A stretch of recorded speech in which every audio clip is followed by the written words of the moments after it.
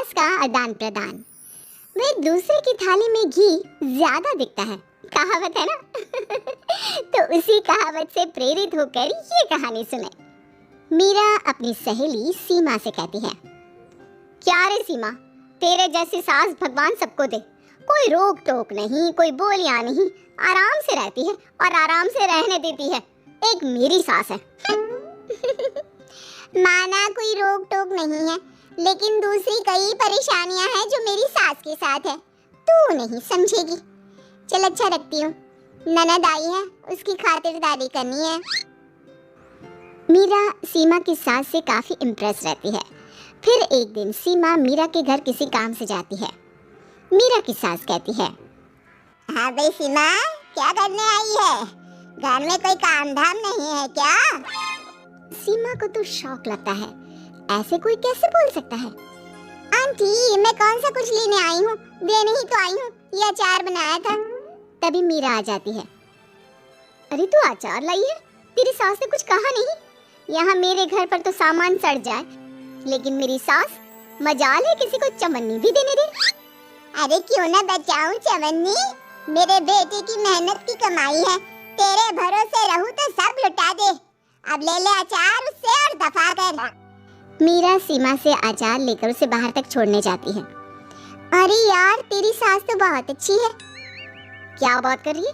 कितनी तो बेइज्जती करती तेरी, लेकिन फिर भी तुझे मेरी सास अच्छी लगी। मेरे घर आजा कभी, मेरी सास को देखेगी ना तब पता चलेगा। अरे इससे ज्यादा बुरा क्या हो सकता है? जरूर आऊंगी मैं तेरे घर, लेकिन मैं कुछ लेकर नहीं आ सकती। हाँ, देख रही है ना मेरी सास का हाल। हाँ हाँ, कुछ न लाना, मैं तो कहती हूँ खाली झोला ले आना बस। सीमा चली जाती है।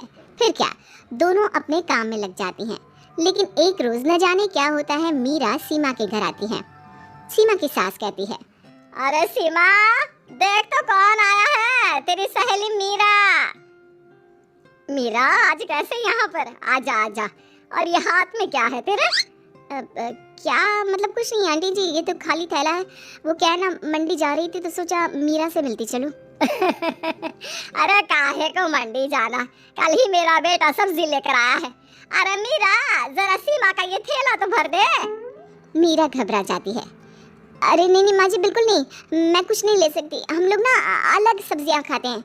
खैर, मीरा सब्जी तो नहीं लेती, लेकिन सीमा की सास तो न जाने क्यों कदरदान हुई रहती है। अरे मीरा, जरा चिकन मटन बना ले, तेरी सहेली आई है।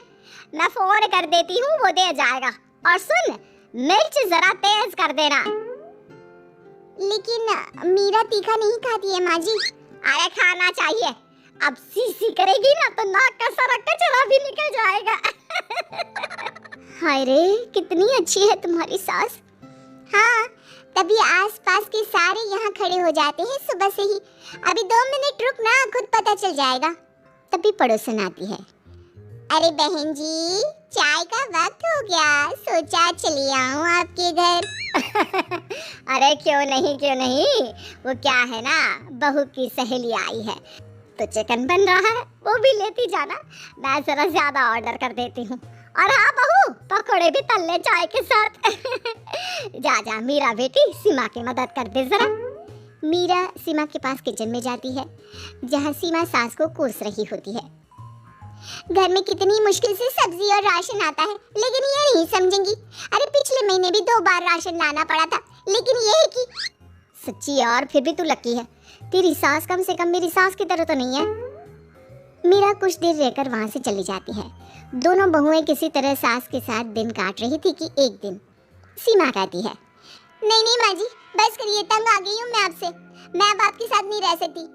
एक बार, बस एक बार आप मेरी सहेली मीरा की सास की तरह बनकर देखिए। अरे कितनी अच्छी इंसान है वो, कितना सोचती है घर के लिए। दूसरी तरफ मीरा, माँ जी कैसी हैं आप? कुछ तो सोचा करिए, समाज नाम की भी कुछ चीज होती है। बस एक बार मेरी सहेली सीमा की सास की तरह बनकर देखिए। अरे कैसे जी जाती है जिंदगी, उन्हीं से पता चलेगा। दोनों की सास को आता है गुस्सा। अरे भाई, कोई छोटे बच्चे तो है नहीं जो किसी के साथ तुलना कर दे और वो कुछ ना कहे। मीरा की सास कहती है, मुझे तो सीमा के पास ही छोड़ा। सीमा की सास कहती है, तू ना मुझे मीरा के पास ही छोड़ दे। दोनों एक दूसरे से सलाह करती हैं और सासों का किया जाता है आदान प्रदान यानी एक्सचेंज। अगली सुबह मीरा की बदली हुई सास। अरे मीरा, मेरी बेटी आ रही है। मीरा को तो आदत थी कि घर का कोई भी आए दमड़ी ना निकले, ना कुछ बनाना ना कोई लेन देन। अच्छा माँ जी ठीक है, कोई बात नहीं। अरे कैसा कोई बात नहीं? अरे लाओ 16 तरह के पकवान और ननद को देने के लिए सीधा निकालो। सीधा समझती हो ना? देना लेन देन? अरे माँ जी कैसी बात कर दी। इस घर में जो कोई कुछ भी ले आए, लेकिन मजाल है घर की चवन्नी भी कहीं चली जाए। अरे ये तो परंपरा ही नहीं है इस घर की। बाकी खाना हो तो रोटी दाल बना देती हूँ। रोटी दाल तो मेरी बेटी दुख में भी नहीं खाती, तो मायके में क्यों खाए। मैं अभी चिकन मटन पनीर और दाल ऑर्डर कर रही हूँ, सब बना देना। लेकिन मेरी तो आदत ही नहीं है इतना सारा खाना बनाने की। नहीं माँ जी, मुझे तो माफ करें। अरे कैसी बात कर रहे हैं? तेरी सास की बेटी नहीं आती थी क्या? आती थी ना, खूब आती थी, लेकिन मजाल है कि सास कुछ एक्स्ट्रा कर दे। माँ जी देखिए, मेरी तो ये आदत नहीं है। दूसरी तरफ सीमा। माँ जी वो मेरे मायके से लोग आ रहे हैं, तो मैं जरा उन लोगों के लिए कुछ बना लेती हूँ। क्यों बना लेती हो? दाल रोटी बनी है ना, साथ में अचार रख देना। वैसे आ क्यों रहे हैं बेटी के घर? सीमा को तो बहुत बुरा लगता है। कहाँ तो उसकी सास पड़ोसी के कुत्ते को भी घी की रोटी खिलाती है, और कहाँ ये मीरा की सास जो उसके मायके वालों के लिए सूखी रोटी अचार रख देने की बात कर रही है। वो मेरी भाभी आई है ना? नहीं तो शादी के बाद भाई पहली बार आ रहा है। हाँ तो उन लोगों को बोल दो, हमारे घर का रिवाज है सास के लिए 10 साड़ी हार और सजावट का सामान लेकर ही आना, समझे? सास तो बोली जा रही थी, लेकिन सीमा को कुछ समझ में नहीं आ रहा था कि वो क्या करे। सीमा का पति। अरे सीमा क्या हो गया? तुम्हें तो माँ से बिल्कुल ऑपोजिट चाहिए थी ना। कहाँ माँ हर किसी के आव भगत में तुम्हें लगा कर रखती थी, लोगों से खूब मिलती, घर का सामान बांटा करती थी। अरे याद है ना, तुम्हारे घर वाले आते थे 1 पैकेट लेकर और जाते थे पूरे 10 थैले के साथ। अब आएंगे 10 पैकेट लेकर और जाएंगे खाली हाथ। सही है।